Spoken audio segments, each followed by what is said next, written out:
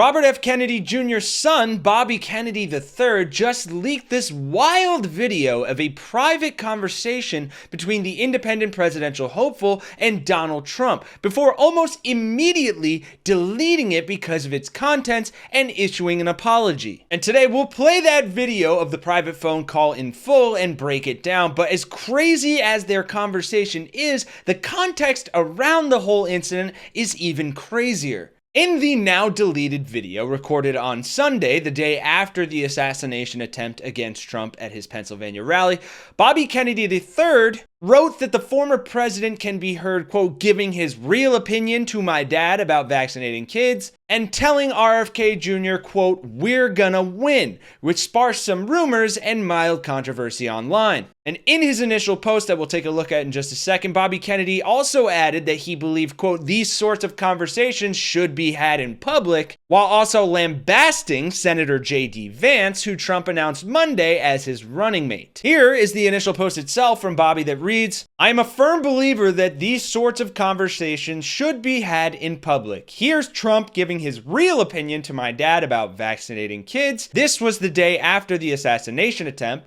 Adding, if I violated some kind of law in posting this, my only wish is to have Dr. Anthony Fauci as my cellmate. Apple doesn't fall far from the tree, I see. Going on, this is not a cheap fake or somebody doing a Trump voice. This is the real deal. He could have picked a unity ticket. Instead, he picked JD, fire all the unvaccinated nurses, Vance. Kind of crazily inferring here, as we'll see later, that RFK Jr. could have been a potential vice presidential nominee for Trump. Let me know in the comments if you think that's as downright insane as this tweet, or if that actually may have been a possibility. Ending the tweet with two parties indivisible under Pfizer with liberty and justice for some. I'm not even going to try to speculate on whether he misspelled the word some or if that has some deeper meaning. But yeah, good to know conspiratorial nut jobbery runs in the family. And as we all likely already know, but we'll see shortly in the leaked video, it also runs freely through Donald Trump. And it should be noted that yesterday, a day after the private phone call in this leaked video apparently took place, Donald Trump met with RFK Jr. to seek endorsement. Trump met yesterday morning in Milwaukee with RFK Jr. to discuss the possibility of the independent candidate endorsing the Republican nominee, according to multiple people familiar with the huddle. As if putting his post-assassination pics on trading cards and t-shirts wasn't enough, it seems like he's now using it as a currency of Kennedy street cred to try to sway the independent nephew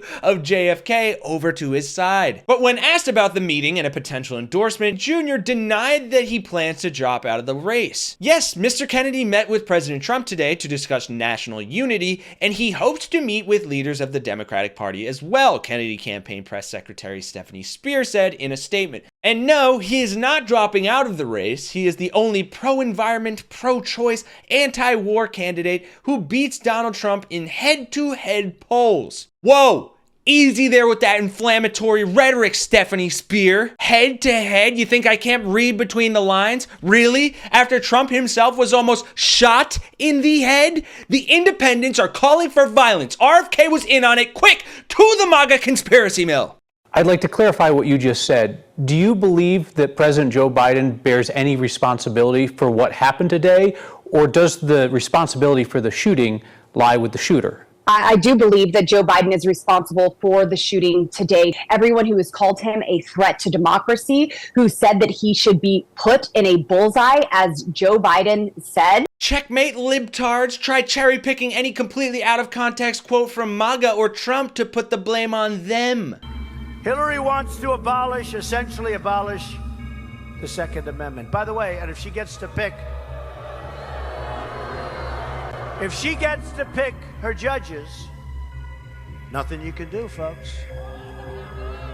Although the Second Amendment people, maybe there is, I don't know. And that's why the Magadonian superpower is the memory of a goldfish, perhaps also the brain size of a goldfish, but scientists are still working away tirelessly to figure out which one is truly smaller. Anyway, on the note of outlandish conspiracies and stupid ramblings that make no sense, let's take a listen to a bit of that leaked phone call between the two conspiracy candidates. I agree with you, man. Something's wrong with that whole system. Yeah. And it's the doctors you find. Remember I said I want to do small doses. Small doses. When you feed a baby, Bobby, a vaccination that has like 38 different vaccines, and it looks like it's meant for a horse, not a 10-pound or 20-pound baby. All right, some straight up scientific nonsense about vaccines to start us off. And funny Trump should take issue with the size of vaccines, claiming that they look like they should be given to a horse, when his supporters are the ones taking literal horse tranquilizer as a supplement at this point. She's got a pig heart now. She thinks she's a pachyderm. It looks like you should be giving a horse this. And do you ever see the size of it, right? It's just massive. And then you see the baby all of a sudden starting to change radically. I've seen it too many times. And then you hear that it doesn't have an impact, right? But you and I talked about that a long time ago. Trump then appears to discuss working with Kennedy Jr. in the future should he win the election, inferring maybe a cabinet slot for RFK, as well as his call with Biden following the shooting. And anyway, I would love you to do something, and I think it'll be so good for you and so big for you, and we're gonna win. We're gonna win. And he's interesting. It was very nice actually. He called me and he said, "How did you choose to move to the right?" So I guess that's, people said, if I was looking, he said, I said, I was just showing a chart. I didn't have to tell him the chart was on all the people pouring into it. No, I just turned my head to show the chart. Cut the malarkey, Donald. How did you choose to move to the right? I knew I was running against a fascist criminal, but I didn't know he was also Neo from the Matrix. Trump then went on to continue to describe being shot. It felt like a giant, like the world's largest mosquito. And it was a bullet going around. What do they call that, an AR-15 or something? That was a big gun. Those are pretty tough guns, right? Only Donald Trump could take his own assassination attempt and run with it, not as an opportunity to, think about his ties to the NRA or gun legislation, but instead as an opportunity to brag about the size of the gun that almost took his life. A lot of people say an AR-15 is a very small gun, but they're not. They're really big guns. And if the gun is big, something else is big as well.